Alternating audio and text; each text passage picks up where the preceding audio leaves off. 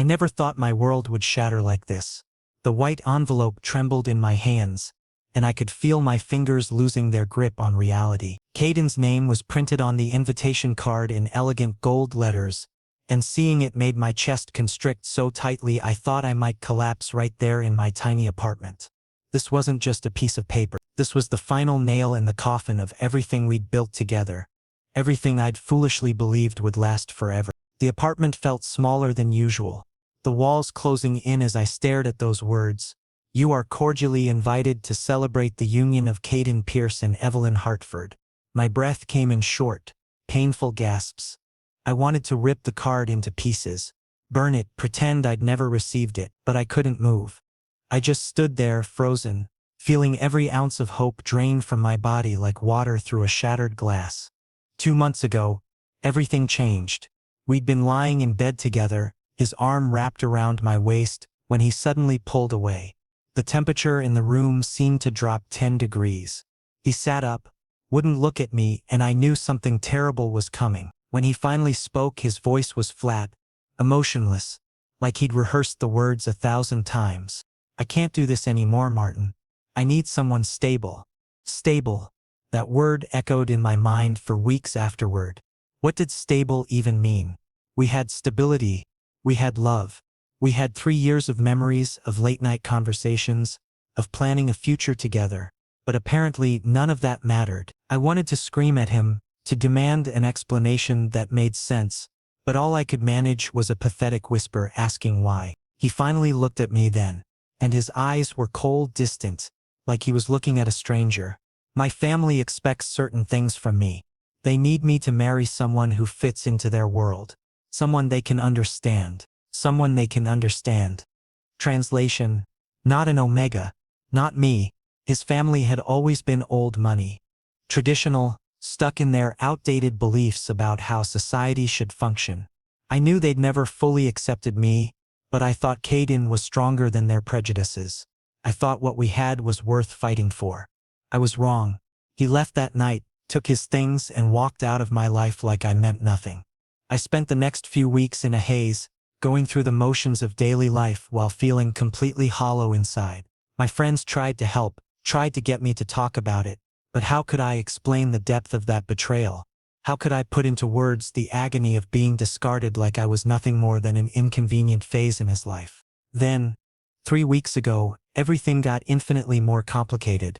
I'd been feeling off for days, nauseous in the mornings, exhausted by noon, emotional over the smallest things. I tried to convince myself it was just stress, just my body reacting to the breakup. But some part of me knew better. Some part of me had already accepted the truth before I even took the test. When those 2 pink lines appeared, my entire world tilted on its axis. Pregnant. I was pregnant with Kaden's child, and he had no idea.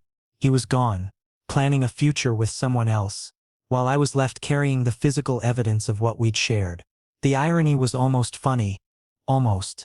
I spent hours staring at that positive test, my mind racing through 1,000 scenarios. Should I tell him? Would he even care? Would this change anything, or would it just make me look desperate, like I was trying to trap him into coming back? The thought of his pity was unbearable. The thought of him staying out of obligation rather than love was even worse. For the past 3 weeks I'd been living in this strange limbo, knowing I had to make a decision but terrified of every option. I'd scheduled a doctor's appointment, gotten confirmation, learned I was about 8 weeks along. I'd started taking prenatal vitamins, cut out caffeine, made small adjustments to prepare for this new reality. But I hadn't told anyone, not my friends, not my family, and definitely not Kaden. Now, holding this invitation, I felt the weight of that secret crushing me. The wedding was in 2 days. 2 days until Kaden legally bound himself to someone else. Until any chance of us reconciling disappeared completely. Part of me wanted to forget about it, to throw the invitation away and move on with my life. I could raise this child alone. I had a decent job as a graphic designer, a supportive circle of friends, enough savings to get by. I didn't need him, but another part of me, the part that still loved him despite everything, needed to see him one more time, needed to look into his eyes and know for certain that what we had was really over. Maybe I was torturing myself. Maybe I was just being pathetically hopeful, but I couldn't let him marry someone else without at least witnessing it, without giving myself that closure. My hand moved to my stomach, still flat, showing no outward signs of the life growing inside. What should I do? I whispered to the baby who couldn't hear me, who couldn't answer. Do I tell him?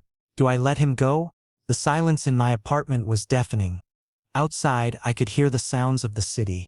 People going about their normal lives, completely unaware that mine was falling apart. I envied them their simplicity, their uncomplicated existence. I envied them their ability to make plans without considering the impact on a tiny life they were responsible for creating. I set the invitation down on my kitchen counter and walked to the window, looking out at the streetlights beginning to flicker on as evening approached. The sky was that particular shade of gray that comes just before sunset, neither light nor dark, suspended in transition. That's how I felt, suspended. Caught between my past with Kaden and an uncertain future as a single parent. Finally, I made my decision. I would go to the wedding. Not to make a scene, not to confess my pregnancy, not to beg him to come back. I would go to prove to myself that I could survive this, that I could watch him commit to someone else and still walk away with my dignity intact. I would go because I needed to see with my own eyes that he was truly happy, that his choice was the right one for him, even if it destroyed me. I didn't know then that this decision would change everything. I didn't know that fate had other plans, that secrets have a way of revealing themselves at the worst possible moments. All I knew was that I had to go, had to face this final goodbye, had to close this chapter of my life before I could begin the next one. 2 days? I had 2 days to prepare myself for the hardest thing I'd ever done. The venue was everything I'd expected and more.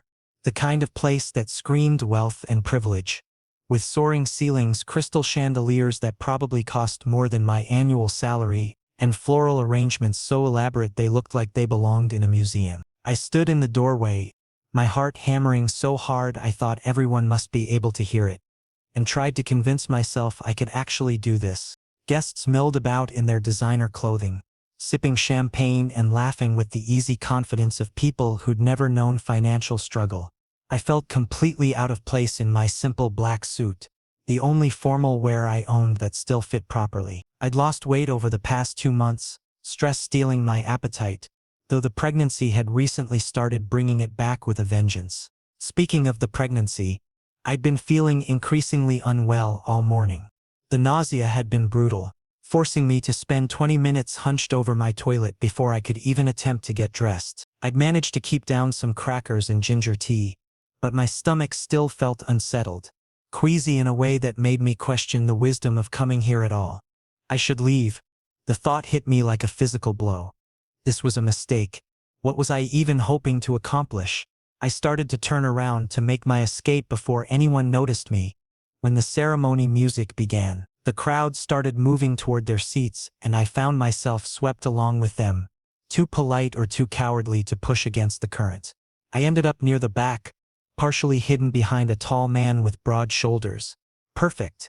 I could see without being seen, could witness this moment without drawing attention to myself. My hands gripped the back of the chair in front of me as the processional started, bridesmaids gliding down the aisle in their pale pink dresses, followed by the flower girl, and then Evelyn appeared, and I understood. I understood why Kaden had chosen her, why his family approved, why I'd never stood a chance. She was breathtaking in an objectively undeniable way, her wedding dress a masterpiece of lace and silk, her dark hair swept up elegantly, her smile radiant as she looked toward the altar. She belonged in this world of champagne and chandeliers. My eyes followed her gaze, and there he was. Kaden stood at the altar in a perfectly tailored tuxedo, and seeing him again after 2 months felt like being struck by lightning. He looked good. Better than good. He looked happy, his face lit up with genuine joy as he watched his bride approach, and that hurt more than anything else could have. I'd hoped stupidly, pathetically, that maybe he'd been miserable without me, that maybe he'd realized his mistake, but no. He was clearly exactly where he wanted to be, marrying exactly who he wanted to marry. I was the only one still suffering, the only one who couldn't move on. The realization made me feel small and foolish. The ceremony began. the efficient's voice droning on about love and commitment and forever. I should have been listening, should have been processing this moment, but instead I found myself studying Kaden's face, memorizing every detail. The way his jaw tensed slightly when he was emotional, the small scar above his left eyebrow from a childhood accident, the exact shade of his eyes, somewhere between gray and blue depending on the light. I was so focused on him that I almost missed it when his gaze swept across the crowd. It was just a casual glance, the kind you make when you're standing in front of a large group of people. But then his eyes landed on me, and everything stopped. His expression shifted through several emotions in rapid succession. Shock, disbelief, confusion, something that might have been guilt. For a long moment we just stared at each other, the entire room fading away until it was just us, connected across the distance by the history we shared and all the words we'd never said. Evelyn said something to him, pulling his attention back, and the moment shattered. He blinked, turned to face her, responded to whatever she'd asked. But his shoulders had tensed and I could see the slight tremor in his hands as he reached for hers. My stomach chose that moment to revolt spectacularly. The nausea I'd been fighting all morning came back with a vengeance, accompanied by a wave of dizziness that made the room tilt sideways. I gripped the chair harder, trying to breathe through it, trying to will my body to cooperate for just a little longer. But my body had other plans. The combination of stress, morning sickness, and the emotional devastation of watching Kaden marry someone else proved too much. My vision started to blur around the edges, dark spots dancing across my field of view. I could hear my heartbeat in my ears too fast, too loud, drowning out the efficient's voice. I needed to sit down. I needed air. I needed to get out of here before I made a complete fool of myself. I took a step backward, intending to slip out quietly, but my legs wouldn't cooperate. They felt like water, unable to support my weight. The last thing I clearly remember is seeing Kaden's face turn toward me again, his eyes widening in alarm. Someone nearby gasped. The room spun one final time, a nauseating rotation that sent my stomach lurching. I heard someone call my name, the voice distant and distorted as if coming from underwater. Martin. Was that Kaden? It sounded like him, but that didn't make sense. He was at the altar getting married, living his perfect life without me. Why would he call my name? Why would he sound so panicked? I tried to answer, tried to say I was fine, that everyone should ignore me and continue with the ceremony. But words wouldn't form. My mouth wouldn't work. My body was shutting down, overloaded by everything I'd been carrying for the past 2 months, every secret and heartbreak and impossible situation finally catching up to me. The floor rushed up to meet me. Or maybe I rushed down to meet it. Either way, the impact never came. Strong arms caught me just before I hit the ground, and I smelled his cologne, that familiar scent that I'd been trying to forget for 2 months. Kaden. Somehow, impossibly, it was Kaden holding me. Someone call an ambulance. His voice was frantic, scared in a way I'd never heard before. Martin, stay with me. Open your eyes. Please. I wanted to reassure him, wanted to tell him I was okay, but consciousness was slipping away like sand through my fingers.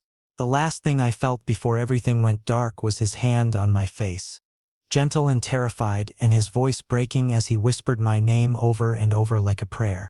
Waking up in a hospital bed is a uniquely disorienting experience.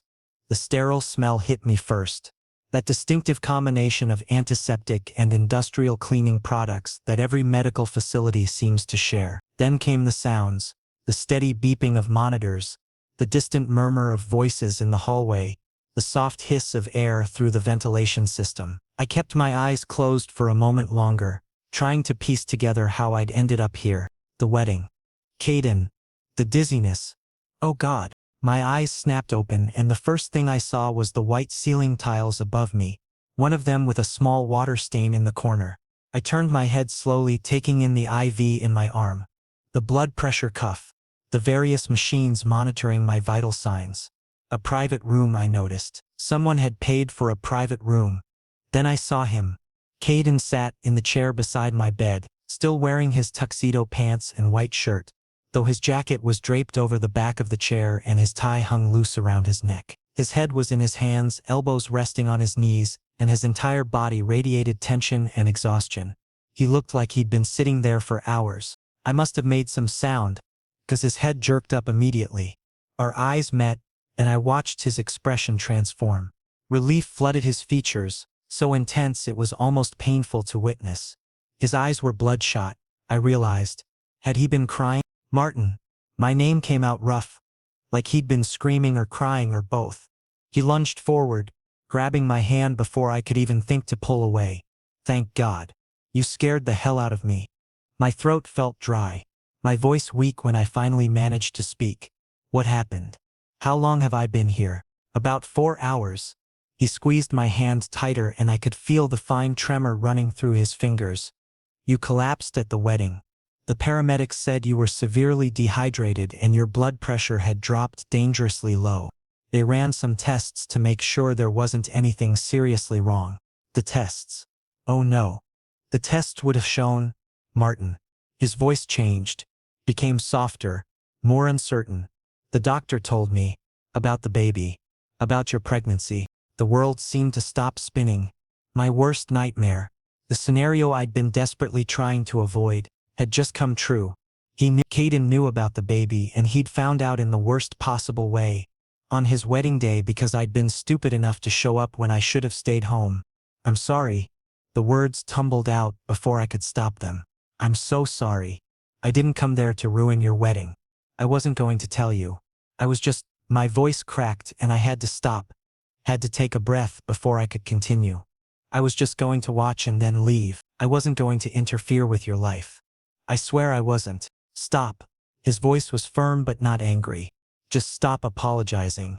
You didn't ruin anything. He ran his free hand through his hair, messing it up completely. Though I suppose technically the wedding is postponed now, since the groom abandoned his bride at the altar to ride in an ambulance with his ex. I stared at him, trying to process that information. You left? In the middle of the ceremony? You collapsed, Martin. You really think I was going to just let the paramedics take you and continue getting married like nothing happened? He laughed, but there was no humor in it. Evelyn was not pleased. Her father was even less pleased. I imagine I'll be getting a very strongly worded call from my own father sometime in the next hour. Kaden, you can't. I tried to sit up, but he gently pushed me back down.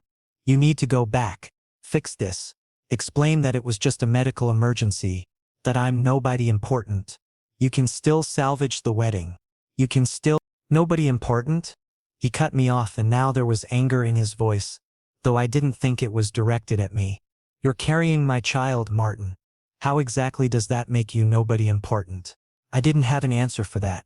We sat in silence for a moment, the only sound the rhythmic beeping of the heart monitor tracking my elevated pulse. How far along? He asked finally. 8 weeks. Almost 9 now. He did the math quickly. I could see the realization dawn in his eyes. So this happened before we broke up. He trailed off, unable or unwilling to finish the sentence. Before you left me for someone more suitable. I couldn't keep the bitterness out of my voice. Yes. He flinched like I'd slapped him. That's not what he stopped, shook his head. Actually no. You're right. That's exactly what I did. I left you because I was a coward who cared more about what my family thought than about the person I loved. Loved. Past tense. The word hit me like a physical blow. Even though I'd known it was true. He didn't love me anymore.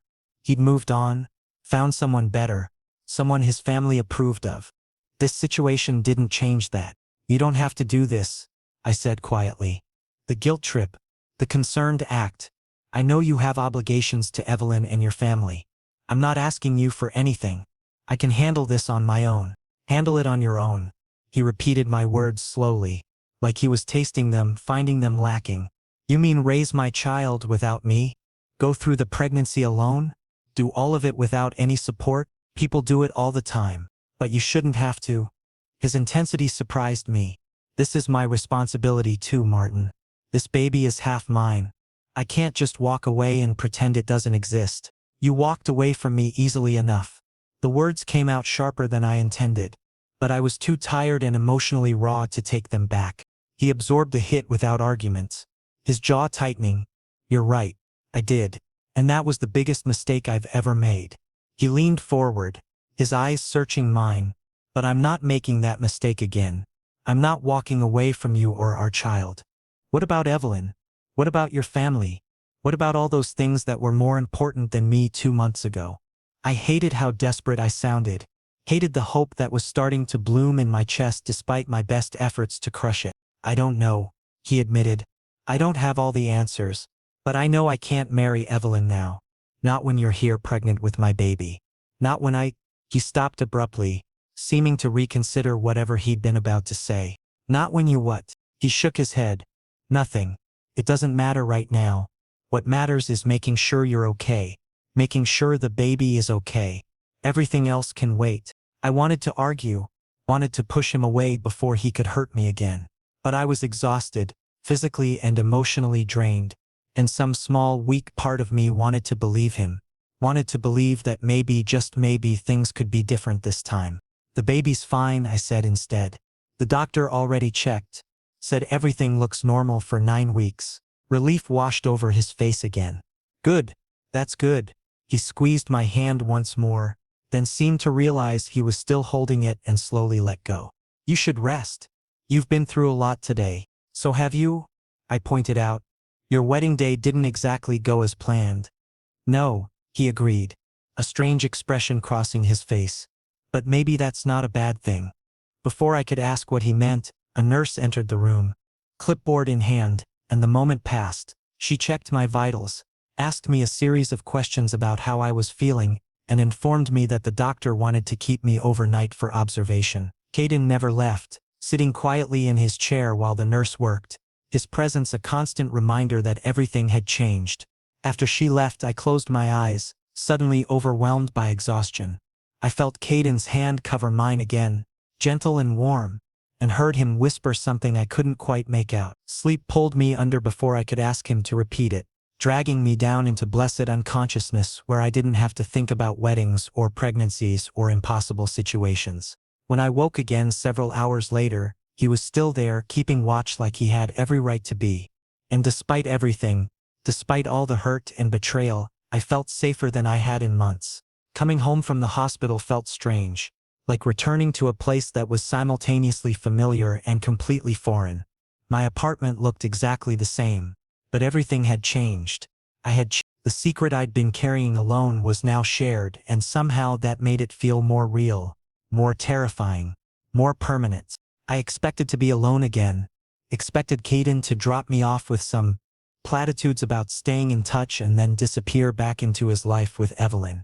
That's what made sense. That's what I'd prepared myself for during the quiet ride from the hospital. But he didn't leave. He came inside, set my overnight bag by the door, and immediately started tidying up the living room I'd left in disarray 2 days ago. You don't have to do that, I said, watching him fold the blanket I'd left crumpled on the couch. I can handle it. He glanced at me and there was something almost defensive in his expression. The doctor said you need rest. No stress, no overexertion. So I'm handling it. That was 3 days ago. He never left.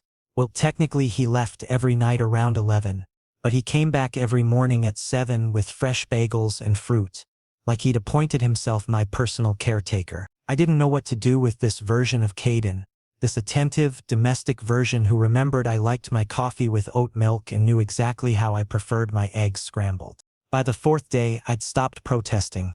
By the 5th day, it started feeling almost normal to hear his key in the lock, to smell whatever breakfast he'd brought, to find him sitting at my kitchen table scrolling through pregnancy articles on his phone. He'd started a list of things we'd need for the baby, color-coded and organized by trimester.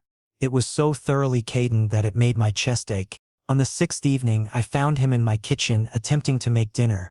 He'd grocery shopped without asking me, filling my previously sparse refrigerator with vegetables and proteins and ingredients I couldn't identify. The sound of chopping drew me from my bedroom, where I'd been pretending to nap but actually just lying awake thinking about how complicated everything had become.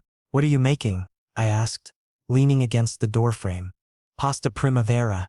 He didn't look up from the cutting board, his knife moving with surprising competence through a yellow bell pepper. You mentioned last week that you'd been craving vegetables. Something about the baby wanting nutrients. I had mentioned that.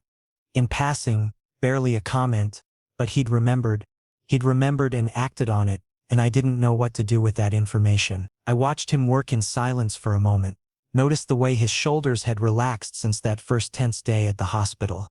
Noticed how he moved through my kitchen like he belonged there. Kaden. His name came out softer than I intended. When is it? He paused mid-chop. When is what? Your wedding. The rescheduled one. I forced myself to ask, even though I wasn't sure I wanted the answer. When are you marrying her? The knife clattered onto the cutting board. He turned to face me fully, and I saw something complicated pass across his features. I asked Evelyn for time, told her family emergency, which isn't entirely a lie. Her father is furious, threatening to pull some business deal with my dad. But that's not your problem to worry about. Not my problem? I couldn't keep the incredulity from my voice. Kaden, you abandoned your bride at the altar because of me. Your entire life is imploding because of me. How is that not my problem? 'Cause I made the choice. His voice rose, startling both of us. He took a breath, visibly collecting himself. I'm the one who left. I'm the one who asked for a postponement. This isn't on you, Martin. This is me dealing with the consequences of my own decisions. What decisions? I pushed off the doorframe, moving closer. The decision to leave me 2 months ago, or the decision to suddenly care now that there's a baby involved. The words came out harsher than I intended, edged with weeks of hurt and confusion. But I needed to know. I needed to understand what was happening here, what he wanted, what this all meant. He flinched, his jaw tightening. That's not fair, isn't it? I challenged.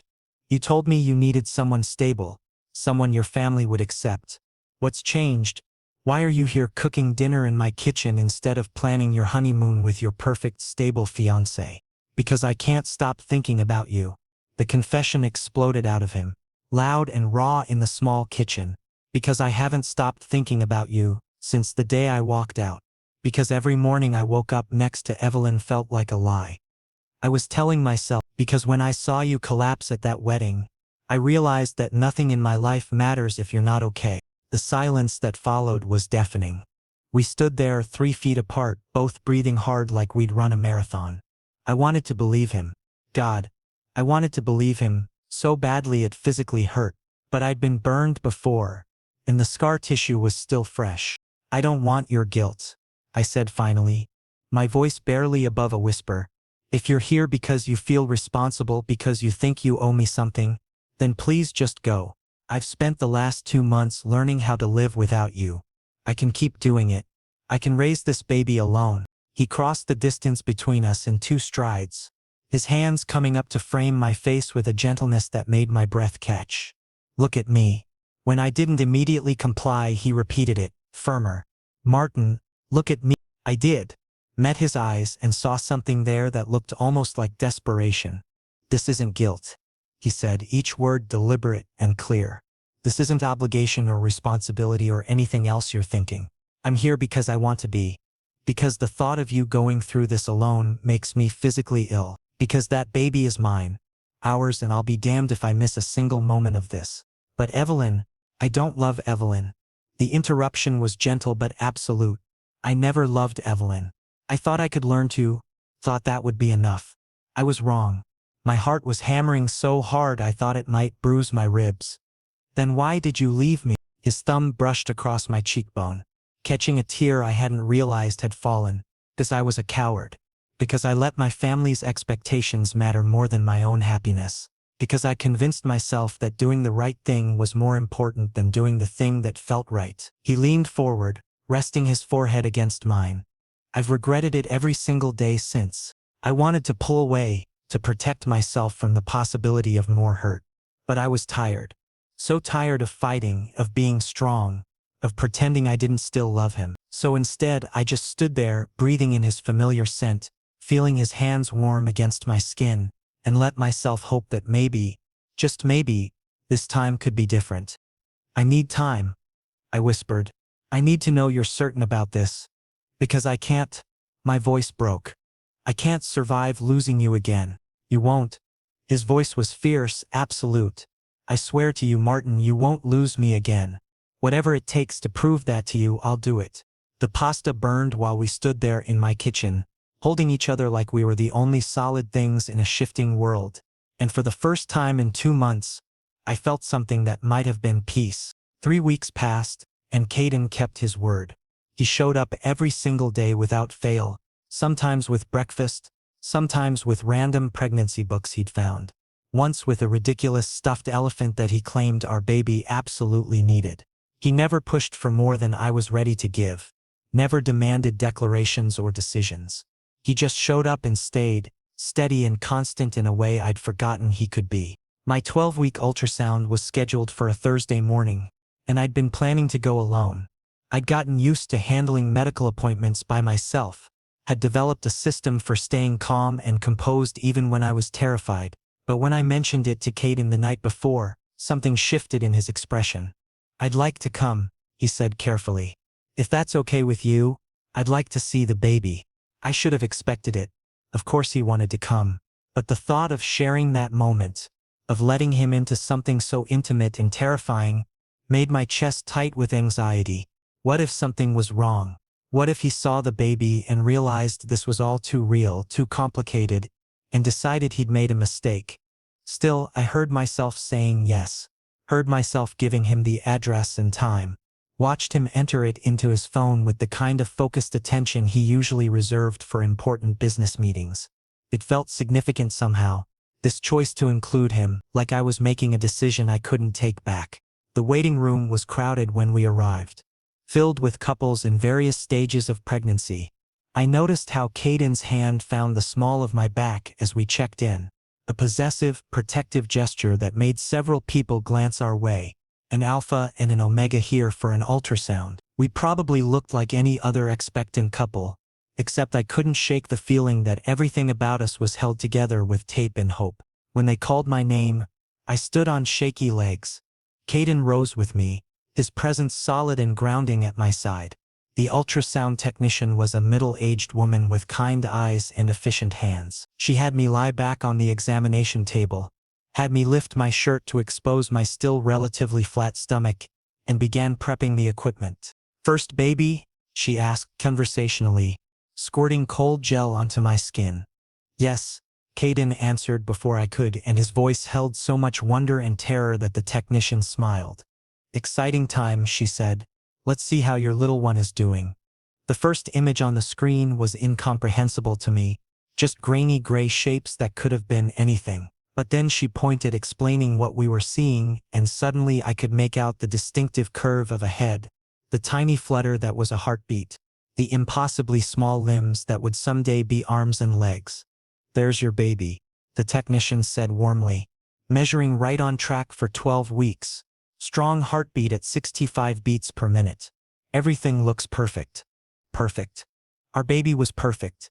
I couldn't breathe around the emotion clogging my throat. Couldn't do anything except stare at that screen and try to comprehend that the tiny creature I was seeing was half me and half Kaden, a whole new person we'd made together. I felt Kaden's hand find mine, felt his fingers lace through mine and squeeze tight. When I finally tore my eyes from the screen to look at him, I found his face wet with tears he wasn't bothering to wipe away. He was staring at the monitor like it held the secrets of the universe, his expression so full of awe and love and terror that it made my own tears start falling. "That's ours," he whispered, his voice breaking. "Martin, that's our baby." I nodded, unable to speak past the lump in my throat. The technician continued her examination, pointing out different features, explaining development milestones, but I barely heard her. I was too focused on Kaden's face, on the way he looked at that screen like he'd been given the greatest gift in the world. After the appointment, we sat in his car in the parking lot for 20 minutes, neither of us ready to drive away. He kept staring at the ultrasound photos the technician had printed out, tracing the outline of our baby's head with one finger. "I almost missed this," he said suddenly, his voice hollow. "If you hadn't come to the wedding, if you hadn't fainted, I would have married Evelyn and never known. I would have messed all of this." The thought was too horrible to contemplate. "But you didn't. You're here now." "I'm here now," he repeated, like he was trying to convince himself it was real. He looked up at me, his eyes red-rimmed but clear. "I need to tell you something. I've been trying to find the right moments, the right words, But there isn't going to be a perfect time, so I'm just going to say it. My heart started racing. Okay. I ended things with Evelyn. Officially, permanently. Told her I couldn't marry her, that it wouldn't be fair to either of us. He took a shaky breath. Her family is threatening legal action for breach of contract. My father hasn't spoken to me in 2 weeks, and I've essentially burned every bridge I had in my old life. I wanted you to know that before we go any further. I wanted you to understand that this isn't temporary or conditional. I've made my choice. I stared at him, trying to process what he was saying. You ended your engagements. 2 weeks ago, actually. I just didn't tell you because I didn't want you to feel pressured. Didn't want you to think I was using it as leverage or expecting something in return. He laughed without humor. Though I suppose telling you now isn't much better timing. Why? The question came out barely audible. Why would you give up everything? Because none of it matters without you. He said it simply, like it was the most obvious thing in the world. My father's approval, my family's money, the business connections, all of it. It's all worthless if I'm miserable, if I'm living a lie, if I'm not with the person I actually love. Love. The word hung between us, electric and terrifying. He'd said it so casually, like it wasn't earth-shattering, like it wasn't everything I'd wanted to hear for months. You love me? I needed to hear it again. Needed confirmation that I hadn't imagined it. I never stopped loving you, Martin. His hand found mine again, warm and steady. Leaving you was the worst mistake of my life, and I've spent every day since trying to figure out how to fix it. Seeing that baby today, seeing proof of what we made together, it just confirmed what I already knew. You're it for me. You and our child. That's my family now. I wanted to throw myself at him, wanted to kiss him and tell him I loved him too, and pretend the last 2 months of agony had never happened. But I was also terrified, scared of trusting too easily, scared of getting hurt again, scared of what happened when reality set in and he realized how hard this was going to be. I'm scared, I admitted instead. I'm so scared, Kaden. Me too. He lifted my hand to his lips, kissing my knuckles gently. But we'll figure it out together. That's what families do. Families. The word settled over me like a warm blanket, chasing away some of the cold fear that had taken up residence in my chest. We were going to be a family. Messy and complicated and unconventional, but a family nonetheless. 2 weeks after the ultrasound, Kaden asked me to go somewhere with him. He wouldn't tell me where, just said to dress nicely and trust him. I almost said no, almost told him I wasn't ready for whatever this was. But something in his expression stopped me. He looked nervous, genuinely anxious in a way I hadn't seen since that day at the hospital. So I put on my nicest pants and a button-down shirt that was starting to get tight around my slowly expanding middle and let him drive us out of the city. We headed north into the suburbs, winding through tree-lined streets until we pulled up in front of a large house that I immediately recognized. My stomach dropped. This is your parents' house. Yes. He turned off the engine but didn't move to get out. They want to meet you. Properly this time. Not as the ex I kept hidden but as the father of their grandchild. I gripped the door handle, my palms suddenly sweaty. Kaden, your parents hate omegas. They hate me specifically. This is a terrible idea. They don't hate you. They don't know you. He reached over, gently prying my hand from the door handle and holding it between both of his. I know they're traditional. I know they have backwards ideas about dynamics and relationships, but they're also about to become grandparents. That changes things, does it? Or are they just going to make both of our lives miserable? I could hear the panic creeping into my voice. Maybe we should wait. Give them more time to adjust to the idea. Martin. He waited until I looked at him. I've spent my whole life trying to please them, trying to be the son they wanted me to be. I'm done with that, but I also know they're my parents, and they're going to be in our child's life whether we like it or not. So we might as well try to make peace now, on our terms, before things get more complicated. He wasn't wrong. As much as I wanted to avoid this confrontation, it was inevitable. Better to face it now than let it fester into something worse. The front door opened before we even reached it.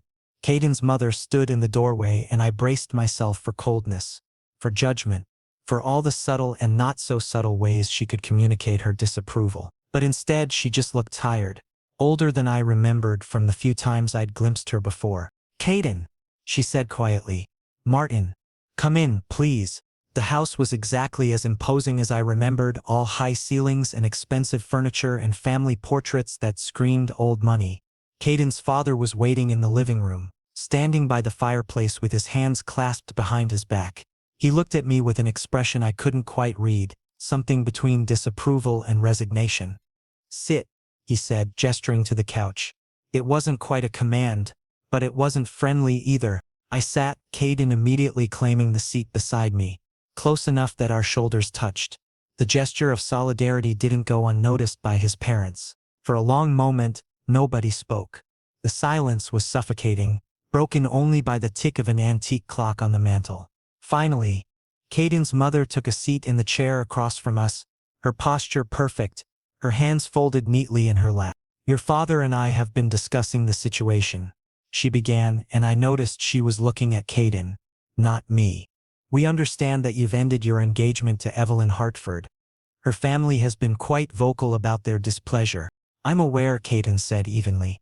"You've also informed us that Mr. Chen is expecting your child." Now her eyes did flick to me, quick and assessing. "Is this correct?" "Yes." Kaden's hand found mine, holding tight. "Martin is 14 weeks pregnant with my baby. And before you say anything else, I want to make something very clear. I love him. I'm going to be with him, raise this child with him, build a life with him. That's not negotiable." His father made a noise that might have been disapproval or simply acknowledgement. "You understand what you're throwing away? The Hartford deal, your position in the company, your standing in society? I understand that I'm choosing my family over yours expectations." Kaden replied, his voice steady but firm. "I'm choosing happiness over approval. And if that means losing my position, then so be it. I'll find another job." "Don't be dramatic," his father said sharply. "You're still my son. I'm not disowning you over this." The admission seemed to cost him something, like he was acknowledging a weakness. His wife reached over and touched his arm gently, some silent communication passing between them. "We're not happy about this," she said finally, addressing both of us now.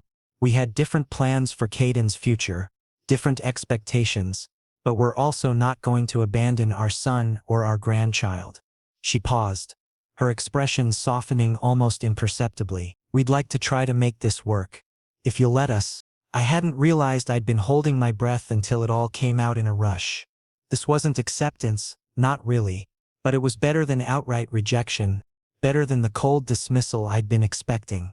"There will be conditions," his father added, "because of course there would be. We'll expect discretion during the transition period while the Hartford situation settles. No public announcements until we've managed the fallout. And we'll want regular updates on the pregnancy, involvement in the child's life." "We can do that," Kaden agreed before I could protest. "As long as you treat Martin with respect. As long as you acknowledge that he's my partner, not some temporary arrangement." Another long pause. Then his mother nodded slowly. "We can do that. It may take time for us to adjust, but we'll try." It wasn't perfect. It wasn't the warm acceptance I'd secretly hoped for. But it was something, a foundation we could potentially build on. Looking at Kaden's parents, at the way they were clearly struggling between their prejudices and their love for their son, I felt an unexpected surge of sympathy. They were trapped by their own limitations, their own outdated beliefs, but they were trying to push past them. After we left, Kaden pulled the car over 2 blocks away and just sat there, his hands gripping the steering wheel. "That went better than I expected," I offered, trying to lighten the heavy atmosphere. He laughed, the sound slightly hysterical. "My father didn't disown me and my mother didn't cry. I'm calling that a win." Then he turned to me, his expression serious. "Are you okay?" I know that was intense. "I'm okay," I said, and realized I meant it. "It's going to be complicated, but we knew that already. At least they're willing to try." "They are." He reached out, his hand coming to rest gently on my stomach, which had recently started to show a small but definite curve. "And this little one deserves to have grandparents who love them, even if it takes those grandparents some time to get there." I covered his hand with mine, feeling the warmth of his palm through my shirt. "We're really doing this, aren't we? Building a family together. We really are." He leaned over, pressing a soft kiss to my temple. "And it's going to be amazing." Messy and complicated and sometimes really hard but amazing. Sitting in that car, his hand on my stomach and hope looming cautiously in my chest, I let myself believe him. Let myself believe that maybe, despite everything that had gone wrong, we could actually make this work. That maybe love really could be enough, even when everything else was uncertain. The road ahead was going to be difficult. There would be more conversations with his parents, legal issues to sort out with Evelyn's family, 1,000 tiny decisions to make about how we wanted to raise this child. But for the first time since I'd seen that positive pregnancy test, I felt like I wasn't facing it alone. We were in this together, building something new from the ashes of what we'd lost. And that, I was beginning to realize, might just be enough.